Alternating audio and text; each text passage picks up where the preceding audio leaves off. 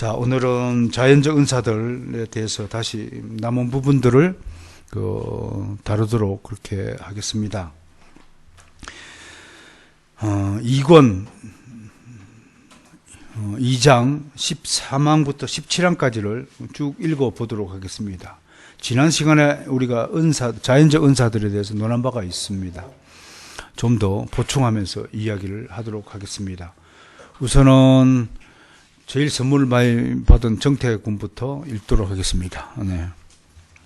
은사들은 어느 정도 맛보기에 충분할 만큼 지적인 능력을 갖추고 있다. 지성은 이 땅의 것들, 현재의 삶, 정치, 경제, 기술들, 예술 등을 이해하는 것과 하늘의 것들, 하나님, 참된 의의 본질, 하늘나라의 신비에 대한 순전한 지식을 이해하는 지성으로 나뉜다. 지성은 법의 원리 안에서 공정성을 유지하는 능력이다. 다음 전종배 지사님. 교양학, 공예. 모든 사람은 정열과 능력에 있어 무언가를 배울 뿐 아니라 각 방면에서 새로운 것을 보완해내고 배운 바를 더 세련되게 하고 완성시키기도 한다. 이것은 이성과 지성에 속한 보편적인 이해력이 본성적으로 사람들의 속에 심겨져 있기 때문이다. 그러나 인문학적 창안이나 세계적인 정의, 탁월한 지식들과 기술들은 소수의 사람에게만 있는 것이 특징입니다. 다음 신현수 목사님. 비록 인간이 타락하여 부패했지만 사람의 지성이 하나님의 탁월한 은사들로 아름답게 장식되어 있다는 것을 배워야 한다. 공정하게 시민의 질서와 규율을 수립해 놓은 고대 입법자들, 자연의 이치를 밝혀놓은 철학자들, 의학을 발전시킨 자들, 수학과 관련한 연구자들의 법적인 우리를 감탄케 한다. 이것들이 하나님께로부터 온 것이 아니고 무엇이다. 다음 성령의 은사로서 인간의 재능. 성막을 짓는 데 필요했던 부살과 어울려서 그 총명과 지식은 하나님의 성령께서 그들에게 부어주신 것이다. 은사들은 하나님께로부터 온 것이므로 그 자체로 떨어질 수 없으나 부패한 사람에게는 은사들이 더 이상 순결하지 못하고 그리하여 그 은사들을 통하여 전혀 찬양을 받을 수 없게 되었다. 다음 자연적 은사들에 대한 소결론. 우리 본성의 이성이 고유한 특질로 존재한다. 바보나 자문아의 경우 우리는 그들을 보면서 경고를 받아 우리에게 남아있는 죄인들이 모두 하나님의 자비하신 덕분을 알아야 마땅하다. 이 사람마다 다양한 인사를 주신 것은 어느 누구도 자신의 것으로 주장하지 못하도록 하십니다. 하나님은 각 사람의 소명에 따라 특별한 활동을 불러일으킨다. 이날 이후로 다윗이 여호와의 영에 크게 감동되니라. 4. 특별한 재능과 기술을 가졌던 사람들이 갑자기 우둔해지는 경우를 보게 되는데 이런 것을 통해 하나님 마음에 하나님의 손과 그의 뜻에 달려있으며 하나님은 매 순간 그들을 다스리신다는 것을 알게 하는 것이다. 우두머리의 총명을 빼앗으시고 그들을 길없는 거친들에서 방황하게 하신다. 다음 이성의 한계. 영적인 분별은 세 가지 지식에 근거한다. 첫째, 하나님을 아는 지식과 둘째, 하나님 아버지의 사랑을 아는 지식, 그리고 셋째, 하나님의 법에 대한 지식이 그것이다. 참 하나님이 누구시며 그가 우리에게 어떤 하나님이기를 원하시는지를 깨닫는 것이 진리인데 인간의 이성은 그 진리에 접근하지 않고 그 진리를 향하여 힘써 나아가지도 않으며 그 진리를 확고한 목표로 삼지도 않는다. 네. 자, 봅시다. 우리가 하나님께 받는 모든 것을 통째해서 은혜라고 그래요. 은혜라고 그래요. 이걸 다른 말로 은총이라고도 해요. 은총, 은혜.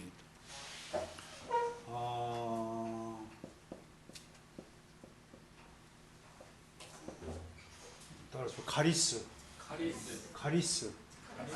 카리스인데 은혜가 있고 그다음에 은사가 있는데 이건 원래 복수의 은사들이 있는데 이거는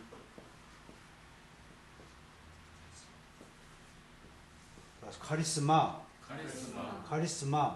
이 복수예요, 복수. 그래서 이거는 영어로 그레이스 단수로 이렇게 번역을 하고 이거는 기프트 선물들이라고 번역을 해요. 이제 이 차이를 알아야 돼요. 하나님은 모든 사람에게 은혜를 베푼다 그러면 그거를 일반 은혜라고 그래요. 혹은 일반 은총이라고 그래요. 모든 사람에게 은혜를 베푸는 게 뭐가 있을까요? 누구나 엄마의 자궁을 통해서 태어나게 하는 거, 동일한. 이걸 그러니까 보편적 법칙에 따르는 것. 보편적 법칙. 다른 말로 하면 자연적 법칙. 자연적 방식을 통해서. 모든 사람에게 주시는 은혜를 일반 은혜라고 그래요. 햇빛을 주거나 비를 주거나 뭐 이런 일들. 그리고 여기다가 사람에게, 인간에게, 일반 은혜는 사람뿐만 아니라 모든 우주 만물에 베풀어진 은혜예요. 근데 인간에게만 주어지는 일반 은혜가 뭐냐면 자연적 은사라고 얘기해요.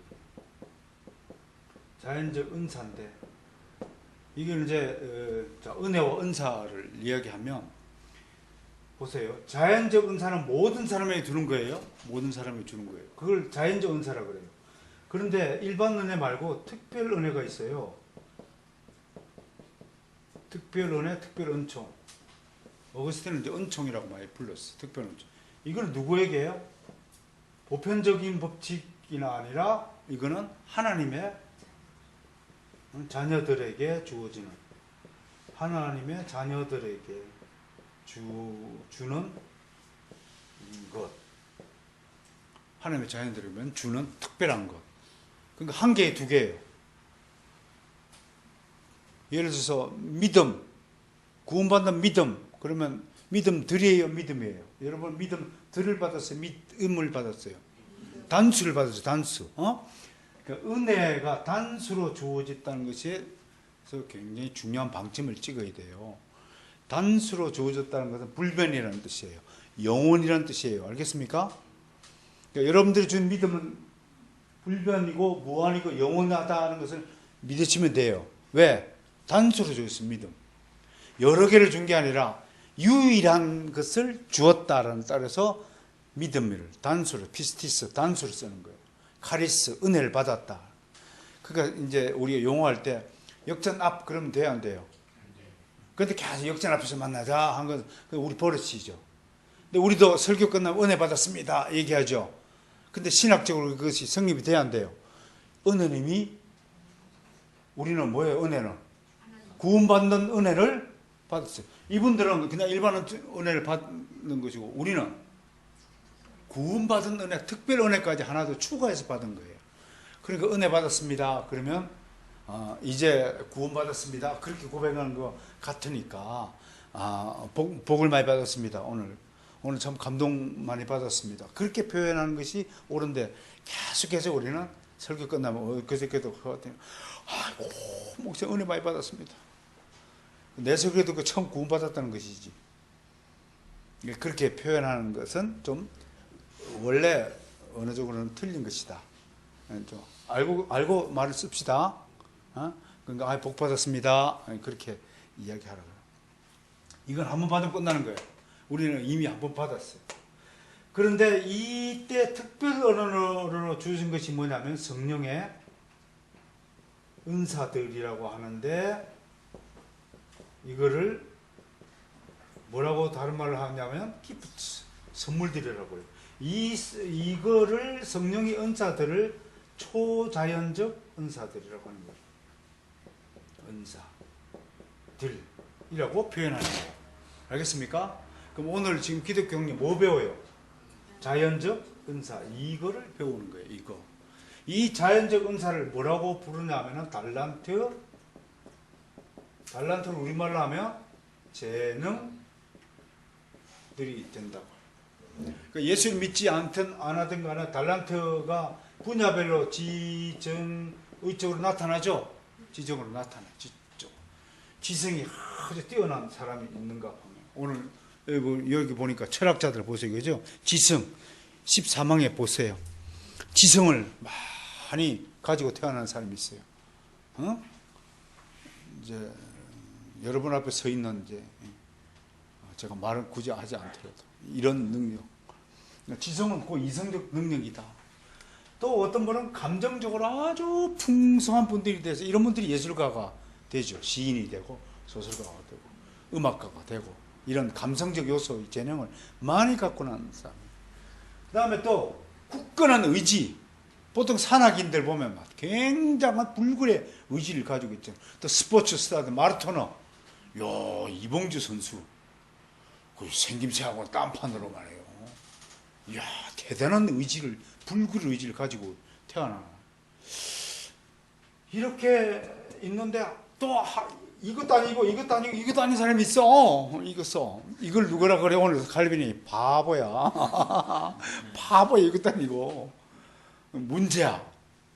그럼 이런 사람들은 왜 또 태어나겠냐 그랬더니 뭐라고 했냐면 이 사람들을 보고 경계를 받고 살라 이거야.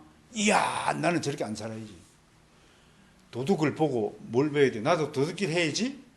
그렇게 하라는 거예요. 도둑질 하면 안 되겠구나. 그걸 하라는 거야. 그게 경계를 삼는다라는 뜻이란 말이에요. 여러분, 저 장님은 무슨 죄가 있어서 저렇게 태어났습니까? 바리새인들이 그렇게 물었을 때 예수님이 어떻게 해석했나요? 저를 통해서 하나님이 영광을 드러내기 위함입니다. 눈 뜨고 있는 너희가 눈을 뜨지 못하는 사람을 보고 얼마만큼 감사하고 살아야 하느냐.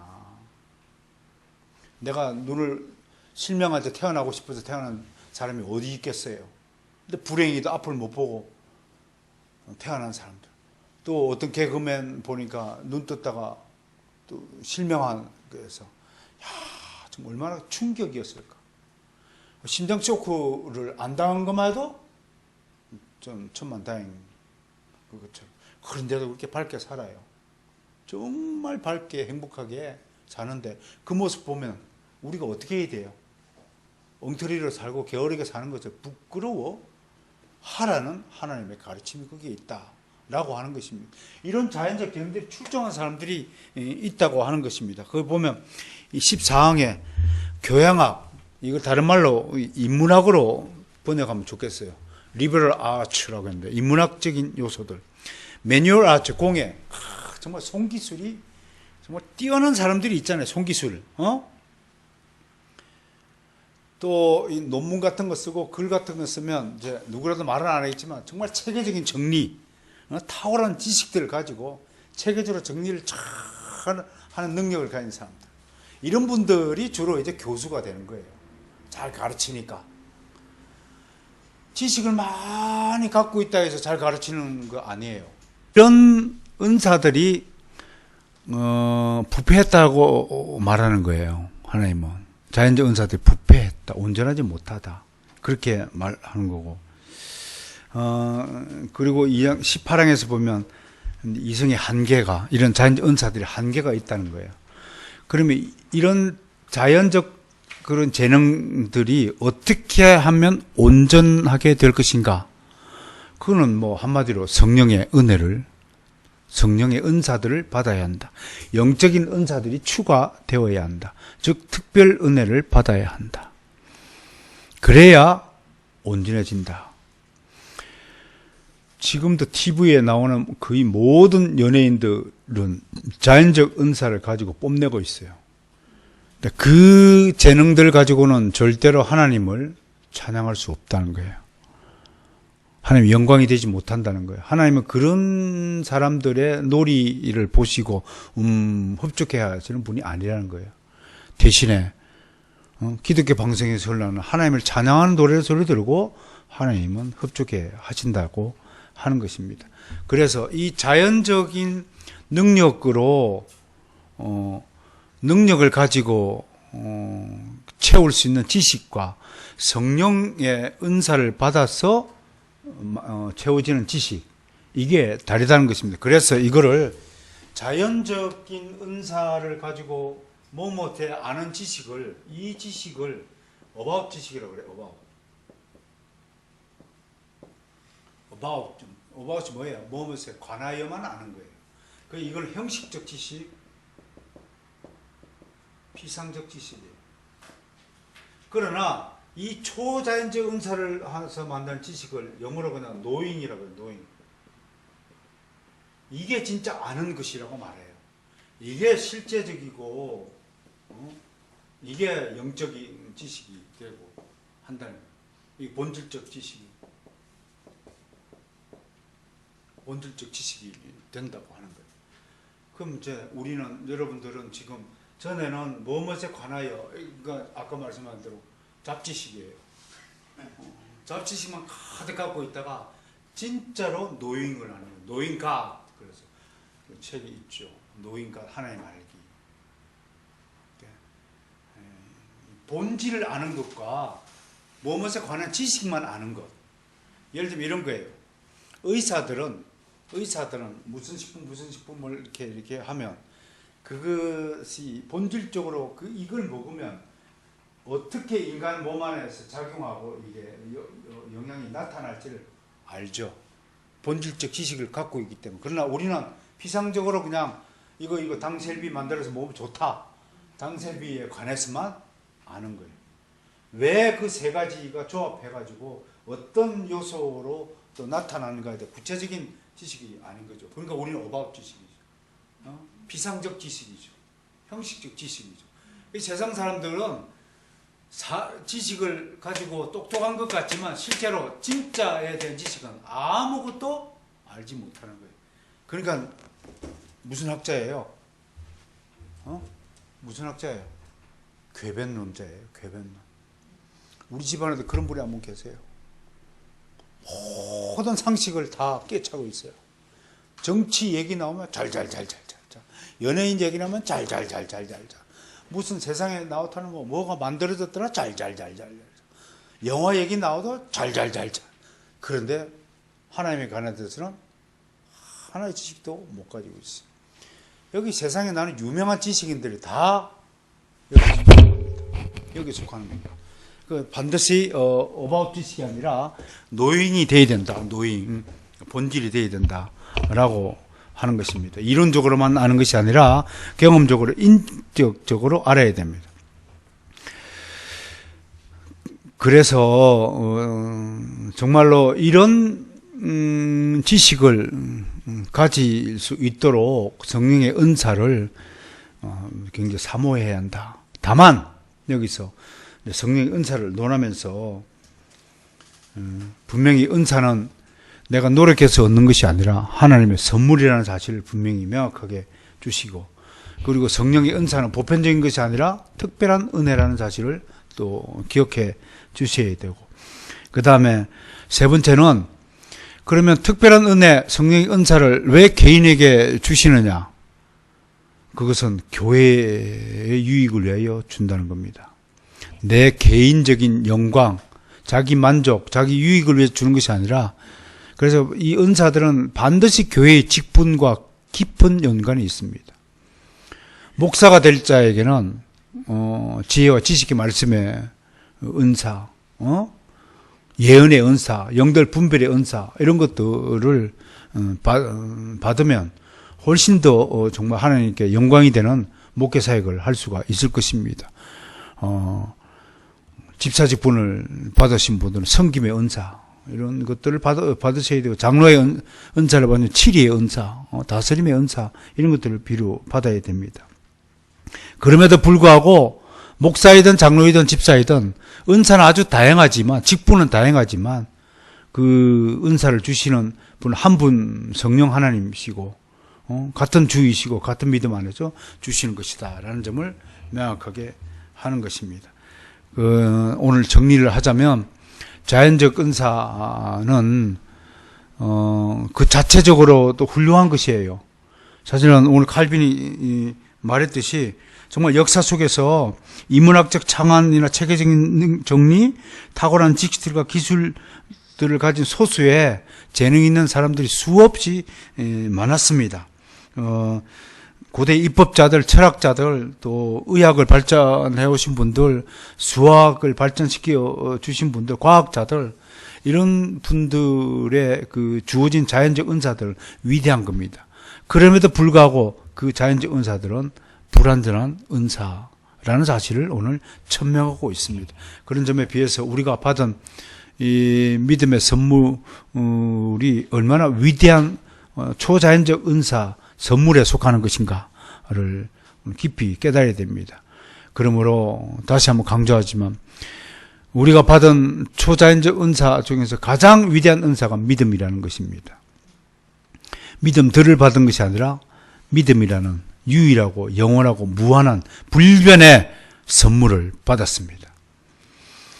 이 믿음을 어느 곳에 적절하게 써먹기 위해서는 하나님께서 주권적으로 판단하셔서 우리에게 그 기술들을 나눠주는 것입니다. 여기에 자연적 그런 재능들은 소멸되는 것인가? 결코 그렇지 않다고 하는 것입니다. 자연적 재능들을 하나님이 잘 파악하여서 그 자연적 재능들 위에 그것을 좀 더 특별한 능력을 나타내기 위한 도구로 자연적 재능들을 사용하신다고 하는 것입니다. 무엇보다도 여기에 정말로 두 가지 이제 주의사항이 있습니다. 자연적 재능 위에 성령의 은사를 받으신 우리 그리스도인들이 두 가지를 명심해야 합니다. 하나는 신실해야 합니다. 잠언서 20장 10절 보겠습니다.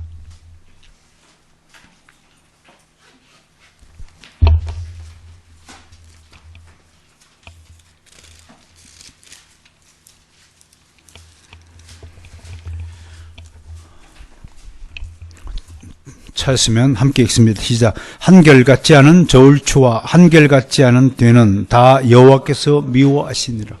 이게 뭘 뜻합니까? 한마디로 이거를 이렇게 번역합니다. 이걸 한마디로 영어로 하면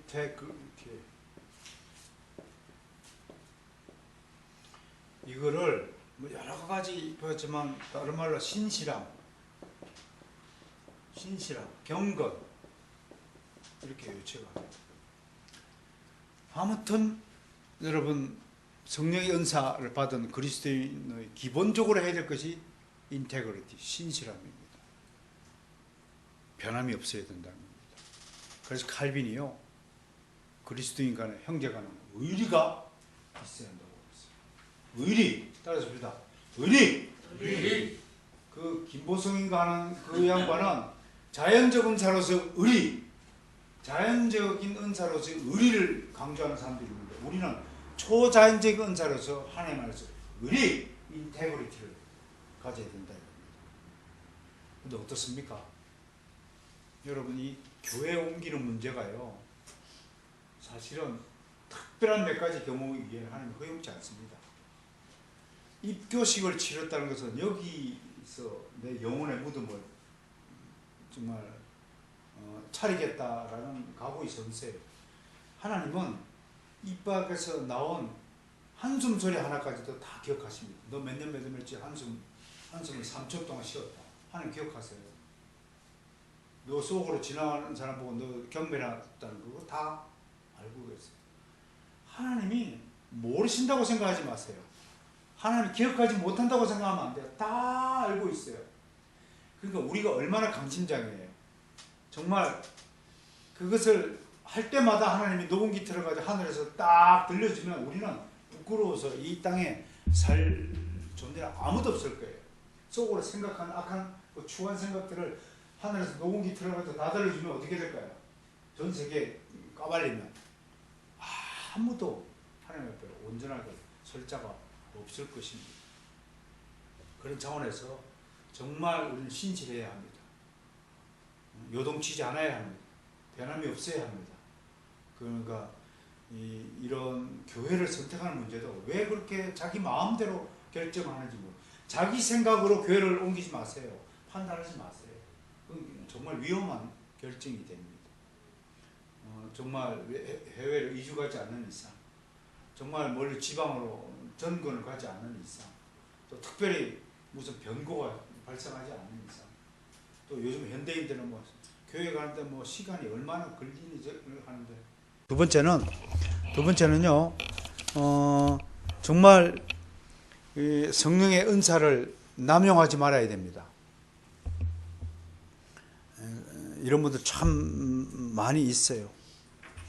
기능적으로 사용하거나, 막 자기 과시욕으로 사용하거나, 자기 능력을 과시하기 위해서 자기 만족을 구하고 자기 영광을 구하는 이런 분들에는 절대로 성령의 열매가 맺어지지 않을 것이다. 않을 것이다. 남용하지 말아야 돼요.